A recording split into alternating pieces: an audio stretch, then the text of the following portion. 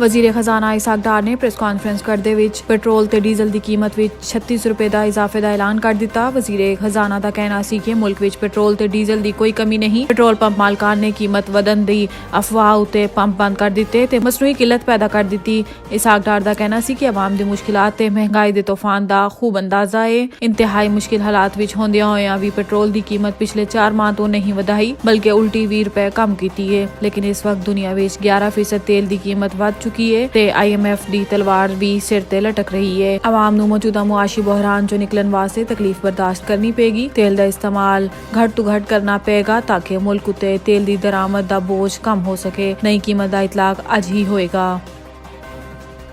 मरियम नवाज रहनुमा मुस्लिम लीग नवाज पाकिस्तान पहुंच गई। एयरपोर्ट ਤੋਂ ਵਾਪਸੀ ਤੇ ਕਾਰਕੁਨਾਨ ਨਾਲ ਖਿਤਾਬ ਕਰਦਿਆਂ ਮਰੀਮ ਨਵਾਜ਼ ਦਾ ਕਹਿਣਾ ਸੀ ਕਿ ਇਮਰਾਨ ਖਾਨ ਆਪਣੀ ਹਕੂਮਤ ਆਪ ਤੋੜੀਏ ਤੇ ਹੁਣ ਰੋ ਵੀ ਖੁਦ ਰਿਹਾ ਏ। ਮਰੀਮ ਨਵਾਜ਼ ਦਾ ਕਹਿਣਾ ਸੀ ਕਿ ਇਤਨੀ ਜਲਦੀ ਹੀ ਇਮਰਾਨ ਖਾਨ ਨੇ ਰੋਣਾ ਸ਼ੁਰੂ ਕਰ ਦਿੱਤਾ, ਅਜੇ ਤੇ ਸਾਰੀ ਉਮਰ ਰੋਣਾ ਪਏਗਾ। ਮਰੀਮ ਨਵਾਜ਼ ਨੇ ਦਾਅਵਾ ਕੀਤਾ ਹੈ ਕਿ ਅਗਲੇ ਇਲੈਕਸ਼ਨ ਵਿੱਚ ਮੁਸਲਿਮ ਲੀਗ ਨਵਾਜ਼ ਭਾਰੀ ਅਕਸਰੀਅਤ ਦੇ ਨਾਲ ਜਿੱਤੇਗੀ ਤੇ ਅਗਲੀ ਹਕੂਮਤ ਵੀ ਮੁਸਲਿਮ ਲੀਗ ਨਵਾਜ਼ ਦੀ ਹੀ ਹੋਵੇਗੀ। ਮਰੀਮ ਨਵਾਜ਼ ਨੇ ਖਿਤਾਬ ਦੇ ਦੌਰਾਨ ਕਾਰਕੁਨਾਨ ਨੂੰ ਨਵਾਜ਼ ਸ਼ਰੀਫ ਦਾ ਸਲਾਮ ਵੀ ਪਹੁੰਚਾਇਆ।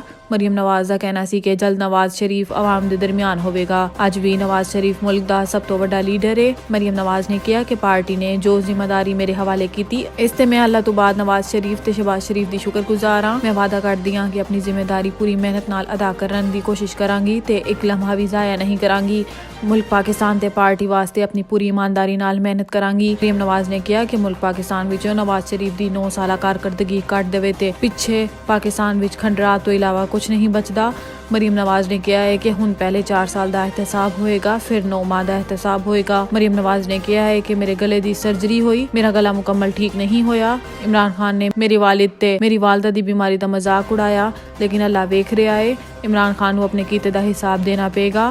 आज मुल्क जिस मुश्किल तरीन हालात चो गुजर रहा है इसका जिम्मेदार इमरान खान है। अगर मुस्लिम लीग नवाज इस मुश्किल तरीन हालात विच हुकूमत ना संभाल दे तो मुल्क इंतहाई मुश्किल विच घिर सकता है। मुस्लिम लीग नवाज नूं इसाक डार ते यकीन है इंशाअल्लाह मुल्क मुश्किल हालात विचों निकल जाएगा। चेयरमैन पाकिस्तान पीपल्स पार्टी का कहना है कि इमरान खान दे बेवकूफाना ते झूठे बयान की वजह तो मेरे वालिद ते मेरी फैमिली की जिंदगी खतरे विच पै गई है। बिलावल भुट्टो ने कहा है कि पीपल्स पार्टी इमरान खान दे बयानात तो संजीदा लै रही है। पार्टी की लीगल टीम इमरान खान दे बयान का जायजा लै रही है। जल्द इमरान खान के खिलाफ कानूनी चाराजोई की जाएगी। बिलावल भुट्टो जरदारी का मजीद कहना सी कि अगर मेरे वालिद मैं या मेरी फैमिली के किसी मैंबर नूं कुछ होया तो जिम्मेदार इमरान खान होएगा।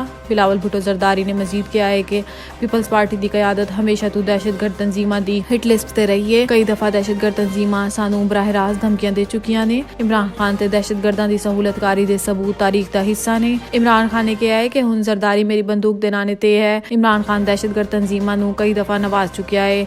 इमरान खान ने KPK विच कई दहशतगर्द रिहा कीते ते कई जमहूरी लोग गिरफ्तार कीते। बिलावल भुट्टो ने इल्जाम लगाया है कि आज भी तहरीक इंसाफ दहशत नू फंडिंग कर रही है। इमरान खान जादू टोने ते चल रहा है। इस दी बीवी नू ख्वाब आंदे ने ते ओ TV ते आके इल्जाम तराशी कर दिंदा है। बिलावल ने तनकीद दा निशाना बनांदियां कहा है कि बीवी दे ख्वाब अवाम ते अदालत विच किस तरह साबित करेगा। इमरान खान ने पाकिस्तानी सियासत ते अवाम नू जहर आलूद कर दिता है। बिलावल भुट्टो ने मजीद कहा है कि इमरान खान दे झूठे बयानिए नू हुण बर्दाश्त नहीं किया जाएगा।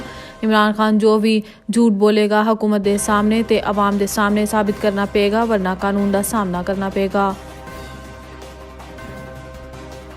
तहरीक इंसाफ के चेयरमैन इमरान खान ने फवाद चौधरी के आईनी हकूक के तहफ़्फ़ुज़ वास्ते चीफ जस्टिस पाकिस्तान को खत लिख दिता। जराए के मुताबिक इमरान खान ने chief justice supreme court Umar Ata Bandial के नाम खत लिखा तो इस्तदा की थी कि हुकूमत तहरीक इंसाफ के रहनुमा फवाद चौधरी के खिलाफ इंतकामी कार्रवाई कर रही है। फवाद के खिलाफ झूठी FIR दर्ज करके गैर कानूनी हिरासत में लै लिता गया है। इंतकामी कार्रवाई का मकसद फवाद चौधरी की जबान नू ताला लाना है तो तहरीक इंसाफ के बाकी रहनुमाओं ने प्रेशर पाना है। चीफ जस्टिस नू आइंदा कस्टोडियन होने के नाते फवाद चौधरी दे बुनियादी इंसानी हकूक दा तहफ़्फ़ुज़ दी अपील की गई है। खत दे विच आजम सवाती ते शहबाज गिल ते होने वाले गैर इंसानी सलूक दा भी हवाला दिता गया। याद रहे कि कल बरोज हफ्ता विफाकी पुलिस की अपील ते फवाद चौधरी दा मजीद 2 दिन दा रिमांड मंजूर किया गया।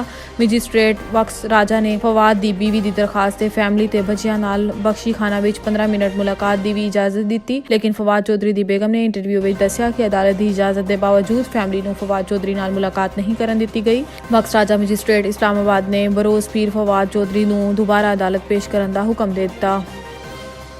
डांस करदे रीछां दी वीडियो सोशल मीडिया ते वायरल। रीछ एक खतरनाक जानवर है। शेर तो बाद रीछ दी दहशत जंगल विच मशहूर है, लेकिन रीछ नू डांस करदियां वेख के पूरी दुनिया दे अवाम खुश। वीडियो सोशल मीडिया ते वायरल। वीडियो विच वेखिया जा रहा है कि एक आदमी रीछ नू उंगली दा इशारा करदा है ते रीछ डांस करदा है। आदमी इस नू खान वास्ते कुछ सुटदा है ते बाकी रीछ भी डांस करना शुरू कर देंदे ने। आदमी उन्हां नू भी कुछ खान नू सुटदा है।